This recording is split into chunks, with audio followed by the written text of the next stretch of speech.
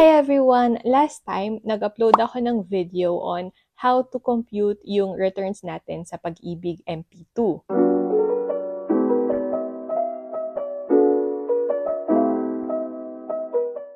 Back then, napansin ko na may kulang sa funds na na-claim ko. Inumpisahan ko kasing hulugan yung MP2 funds ko noong April 2018. And ang maturity date niya would be April 2023.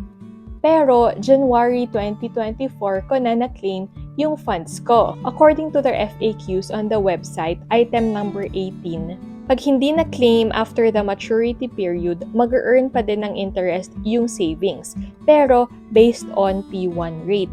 However, upon checking yung Pag-ibig account ko, only up to April 2023 yung na-receive ko. So, I emailed them. That was around February of this year. Ang sabi nila, we need to wait for the interest of 2023 to come out muna kasi at that time, hindi pa alam kung ano yung interest. Like I said on my previous video, after 3 to 4 months pa kasi lalabas yung interest rate nung previous year. At around late Feb, lumabas yung interest at 7.05%.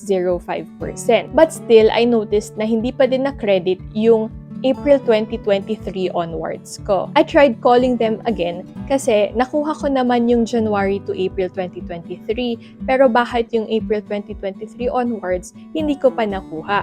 So ang sabi nila, hintayin lang daw kasi ongoing pa yung pagka-credit to the accounts. As of today, June 24, chinek ko yung virtual Pag-ibig account ko and hindi pa din siya naki-credit. So it might be taking some time para ma-credit ito. I'll just monitor it throughout the year. Once na ma-credit na, according to their email, you may file directly to any nearest Pag-ibig branch for residual total accumulated value claims or RTAV and submit an application for Provident Benefits claim release of remaining membership savings or residual total accumulated value form. Pwede din natin i-download on this link below. Aside from that, kailangan din magdala ng one valid ID. So, hintayin lang natin and hopefully ma-credit to. If meron kayong ideas or insights about this, do comment down below. Thank you guys for watching and see you on the next video.